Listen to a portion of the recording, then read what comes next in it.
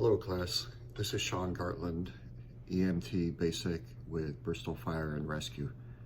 I'm coming to you from my living room, enjoying a little coffee and going to review with you a few of the important details of this assignment, which has to do with assessment and treatment of the asthmatic patient. Shall we get started? As with any case, of course, we're going to initially begin by assessing the scene, making sure it's safe, and applying basic BSI. Is the scene safe? Then we're going to determine, of course, the mechanism of injury. Quickly assessing the patient, we determine that they're having trouble breathing. In other words, a respiratory issue. We realize that there, fortunately, is only one patient, and we assess if there's additional help that's going to be needed. We've wisely, by quickly assessing and determining a respiratory emergency, determined that ALS is needed, and they are en route. There isn't any need for additional stabilization of the spine that we can determine at this point. Our general impression of the patient is, again, that they're having respiratory distress. The responsiveness and level of consciousness of the patient is that they are responsive and alert and oriented ×4. We determine quickly, again, using our assessment skills, that their chief complaint or apparent life threats are difficulty breathing. We assess their airway. The airway is open, although there is audible wheezing.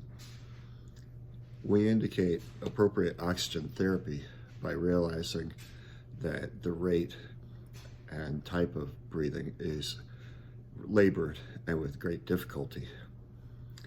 We want to assure that there's adequate ventilation, so we quickly place oxygen via non-rebreather mask at 15 liters a minute to assist the patient. Circulation is assessed, and we determine that there really isn't anything to worry about in that department. There is no bleeding.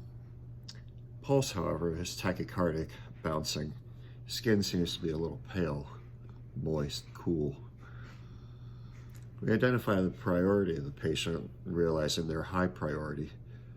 If this is a pediatric patient, we need to be mindful of that as well, and quickly determine if the parents are available or easily accessible or available nearby physically or by phone. Using our OPQRST skills, we continue to assess. We follow on with a sample history. Performing the secondary assessment, we assess other body parts and systems and listen to lung sounds. As we listen, we find wheezing, predictable somewhat with an asthma or respiratory issue. And it seems to be wheezing bilaterally on exhalation. The vitals, of course, we want to attain at least baseline vital signs, including blood pressure, pulse, respiration, oxygen saturation. Blood pressure, for example, 120/80, pulse, 120, respiration, 28, say, oxygen saturation, 94%. Our general impression is that they're having respiratory issues, possibly due to an asthma attack, which is the point and nature of this assignment. Our intervention, as we've mentioned previously, is oxygen via non-rebreather mask at 15 liters per minute. If the patient has an inhaler, our EMT basic skills allow us to assist the patient. If they have a spacer, we may also assist them with applying the spacer between the inhaler and their mouth.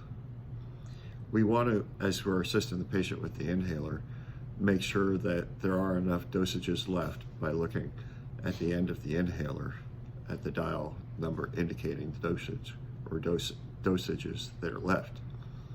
We want to make sure that they shake the inhaler sufficiently, just enough to make sure that it's mixed.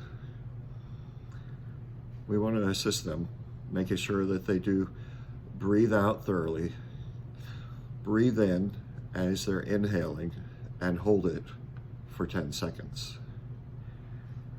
Our ongoing assessment might determine that the patient is still anxious. Hopefully, their breathing will improve, however, after use of the inhaler, and the wheezing will somewhat decrease. We'll continue to monitor their blood pressure, pulse, respiration, and pulse ox. And when ALS comes, we'll be sure to do a thorough and effective, clear, concise handoff report to the higher level of care. These are the basic things that we want to remember when assessing the asthmatic patient as an EMT basic. I hope that this has been helpful and that you find success in your treatment of any patients of this type that you encounter. Thank you.